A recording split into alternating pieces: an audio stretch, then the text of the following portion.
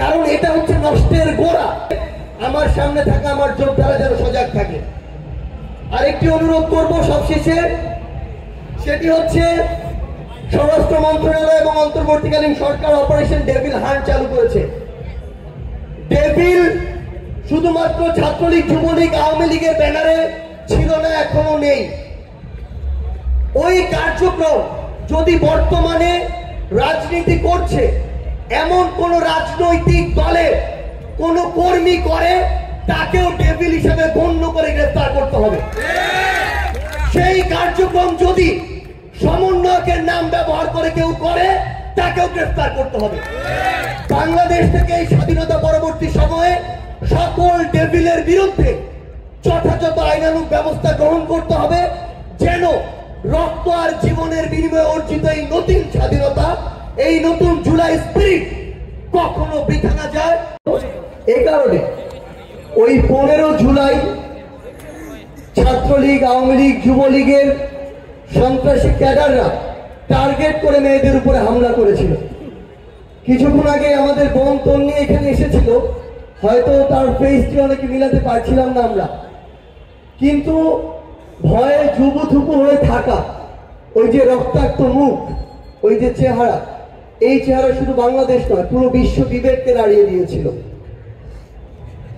এরপরের দিন ওই গায়েবানা জানাজা, সেখানে tear shell, sound grenade, bullet, আমাদেরকে হল ছাড়া করা, এবং এক পর্যায়ে এমন হয়েছিল যে আমাদের আশার আলোটা কিন্তু কিছুটা ক্ষীণ হয়ে যাচ্ছিল। এবং এরপরেই ওই 17 তারিখ ঢাকায় প্রাইভেট বিশ্ববিদ্যালয়ের আমাদের ভাইরা বোনেরা যেভাবে দেয়ালে পিঠ থেকে যাওয়ার পরে নতুন করে একটি সূর্যোদয় হয়, সেভাবে তারা ঢাকা সহ পুরো বাংলাদেশে জেগে উঠেছিলেন। এরপরে 18 জুলাই, 19 জুলাই মাদ্রাসা, স্কুল, কলেজ থেকে শুরু করে 5 আগস্ট পুরো বাংলাদেশের ছাত্র জনতা। আমরা আপনাদেরকে কৃতজ্ঞতা জানানোর পূর্বে আপনাদের কাছে ক্ষমা চাই এই কারণেই যে অভ্যুত্থানের পরে আজকে এভাবে আপনাদের সাথে আমাদের বসতে প্রায় 6 মাস লেগে গিয়েছে। আমরা শুধু আপনাদের কাছে কয়েকটি বিষয় অনুরোধ করব। কিছুক্ষণ আগে এখানে সামিনা লুৎফা ম্যামকে দেখছিলাম, এখন দেখছি না।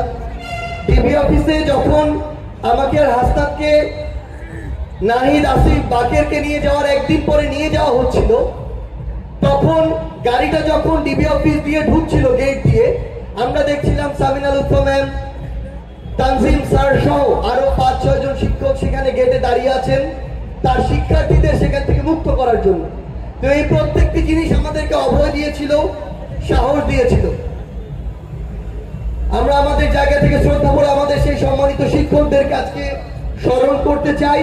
আমরা শুধু একটি জিনিস অনুরোধ করি বিশ্ববিদ্যালয় প্রশাসনকে, যুগের পর যুগ পেরিয়ে গিয়েছে, এই প্রথম ঢাকা বিশ্ববিদ্যালয়ের শিক্ষার্থীরা প্রথম বর্ষে কোনো দালালি তোষামোদি না করে লিগালি সিট পাচ্ছে। এই যে ধারা, এটা যেন অব্যাহত থাকে, কারণ এটা হচ্ছে নষ্টের গোড়া। এখান থেকে আবারও দালালি তোষামোদি শুরু হবে। এই ধারা অব্যাহত যেন থাকে, সিটগুলো যেন লিগালি পায়। বিশ্ববিদ্যালয় প্রশাসন যেমন সজাগ থাকবে, আমার সামনে থাকা আমার যোদ্ধারা যেন সজাগ থাকে।